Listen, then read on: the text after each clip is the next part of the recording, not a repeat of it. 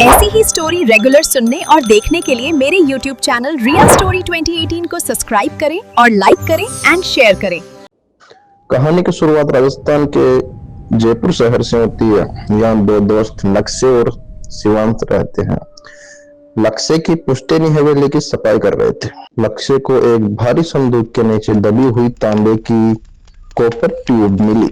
जब उसने उसे खोला तो अंदर से एक खाल पर बना एक बेहद पुराना नक्शा निकला। नक्शा करीब 300 साल पुराना लग रहा था। उस पर अजीबोगरीब लकीरें खींची हुई थी। नक्शे के नीचे धुंधली स्याही में एक पहेली लिखी थी। जहां अरावली की छाती पर गरुड़ का साया पड़ता है, वहीं पाताल का द्वार खुलता है। लक्ष्य समझ गया कि यह इशारा गरुड़गढ़ किले के खंडरों की तरफ है। अगली सुबह 4 बजे दोनों अपनी महिंद्रा थार से निकल पड़े। रास्ता बेहद उबड़ खाबड़ था। थार के पहिए पत्थरों से टकरा रहे थे। कई बार गाड़ी का बैलेंस बिगड़ा। गाड़ी को पहाड़ी के नीचे झाड़ियों में छिपाकर उन्होंने आगे की खड़ी चढ़ाई वाला सफर पैदल तय करने का फैसला किया। प्रवेश द्वार और प्रकाश की पहेली किले के खंडहरों में पहुंचकर उन्होंने नक्शे को फिर से देखा। नक्शे पर एक गरुड़ ईगल की मूर्ति का चित्र बना था। उन्होंने पूरा किला छान मारा। पसीने से लथपथ होने के बाद आखिर में उन्हें किले के पिछले वीरान हिस्से में चट्टान में तराशी गई एक विशाल गरुड़ मूर्ति मिली। परेशानी यह थी कि वहां कोई दरवाजा नहीं था, सिर्फ चट्टान थी। अंदर जाने का कोई रास्ता नहीं दिख रहा था। वहां उन्हें एक क्लू मिलता है। मूर्ति के पैरों के पास पत्थर पर उकेरा हुआ था। वहां लिखा हुआ था, जब सूर्य मेरी आंख में देखेगा तभी मैं रास्ता दूंगा। शिवांश ने अपना दिमाग लगाया। उसने गौर से देखा कि मूर्ति की आंख में एक खास तरह का लेंस यानी शीशा लगा हुआ था, लेकिन वह सदियों की धूल से अटा पड़ा था। शिवांश ने तुरंत पानी की बोतल से अपना रुमाल गीला किया और उस लेंस को रगड़कर साफ किया। फिर उन्होंने अपनी गाड़ी से लाया हुआ एक शीशा निकाला और उसे ढलते हुए सूरज की दिशा में इस तरह सेट किया कि धूप रिफ्लेक्ट होकर सीधा गरुड़ की आंख पर पड़ी। जैसे तेज रोशनी आंख पर पड़ी, लेंस चमका और एक भारी गड़गड़ाहट हुई। गरुड़ के पैरों के नीचे की जमीन खिसक गई और दोनों गिर गए।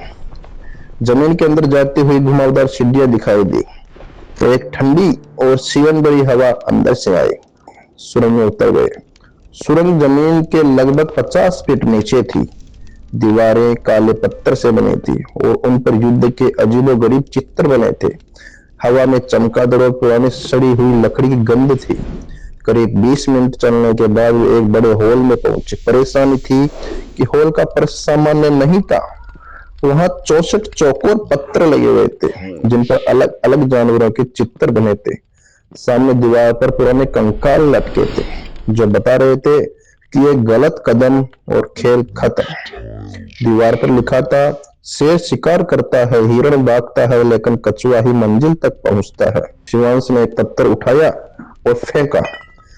पत्थर जैसे ही टाइल्स के ऊपर गिरा, सामने से एक तीर निकला जो उस पत्थर के पास आके गिर गया। दोनों समझ गए कि एक गलती भी भारी पड़ सकती है। दोनों सही तरीके से टाइल्स पर पैर रखकर सुरक्षित दूसरी तरफ पहुंच गए। दोनों बाहर निकल गए। आगे का रास्ता एक गहरी झील में रोका था। पास में पत्थर पर लिखा था, हवा को गीत गाने दो, रास्ता अपने आप बन जाएगा। परेशानी वे तैर कर नहीं जा सकते थे क्योंकि पानी में मगरमच्छ जैसी विशाल चीज की हलचल हो रही थी। शिवांश ने इंजीनियर की नजर से जंजीरों को देखा। उसने है कि छड़ी से जंजीरों को हल्का सा मारा। हर जंजीर से अलग सुर निकला। लक्ष्य ने कहा, हवा को गीत गाने दो, यानी हमें यही सुर बजाना है। उन्होंने जंजीरों को उसी क्रम में बजाया जो पुराने शास्त्रीय संगीत का एक आरोह था। जैसे ही सही धुन बजी, पानी के अंदर से गड़गड़ाहट हुई और पत्थर के विशाल कंबे पानी के ऊपर आ गए, जिससे एक प्राकृतिक पुल बन गया। दोनों उस पुल के ऊपर चढ़कर सीढ़ियों द्वारा आगे का रास्ता पार किया। पुल पार करने के बाद जाल सोने के दरवाजे के सामने खड़े थे। यह एक खजाने का मुख्य द्वार था। दरवाजे पर कोई ताला नहीं था, बल्कि एक तराजू जैसा सिस्टम बना हुआ था। जो इधर से उधर घूमता था और तराजू के पलड़े में लोहे का दिल बना था, जो कभी इस पलड़े में कभी उस पलड़े में चला जाता था। और दरवाजे पर लिखा था, क्या तुम्हारा दिल सोने से भारी है? अपना बलिदान दो और प्रवेश करो। परेशानी, इसका मतलब क्या था? क्या उन्हें अपना दिल निकाल कर रखना था? शिवांश घबरा गया। यार लक्ष्य, यहाँ जान देने की बात हो रही है, खजाना नहीं चाहिए, चल वापस चलते हैं। लक्ष्य ने उसे रोका। उसने कहा, पहेलियों में बलिदान का मतलब हमेशा खून नहीं होता, ये हमारे सबसे बड़े दुश्मन लोभ या घमंड का बलिदान भी हो सकता है। लक्ष्य ने वहां पड़ी थोड़ी सी मिट्टी उठाई और पलड़े में डाली। पहले का अर्थ था, इंसान का घमंड और शरीर अंत में मिट्टी है। लोहे के दिल के बराबर मिट्टी का वजन होते ही तराजू बराबर हो गया। दरवाजा भारी आवाज के साथ चरचराते हुए खुल गया। दरवाजा खुलते ही उनकी आंखों के सामने एक नजारा था जिसकी कल्पना उन्होंने सपने में भी नहीं की थी। वह एक गोल गुंबद वाला कमरा था जहां मसाले अपने आप जल उठे, सोने के सिक्के, कमरों के बीच सोने की प्राचीन मोहरों का पहाड़ लगा था। आभूषण दीवारों के साथ संदूक रखे थे जिनमें हीरे, जवाहरात, नवरत्न और नीलम के कंगन भरे पड़े थे। ऐतिहासिक धरोहर, सबसे कीमती चीज वह एक स्वर्ण मयूर की मूर्ति थी जिसकी आंखों में असली पन्ने जड़े थे और पंखों में हीरे लगे थे। राजा मानसिंह की व्यक्तिगत तलवार और उसकी म्यान भी पूरी तरह से सोने की माणिक्य से ढकी थी। लक्ष्य और शिवांश ने फैसला किया कि वे इतना ही सोना लेंगे जितना अपने बैग में उठा सके। जैसे उन्होंने तलवार उठाई, पूरा कमरा हिलने लगा, छत से बड़े बड़े पत्थर गिरने लगे। भागो शिवांश, लक्ष्य चिल्लाया।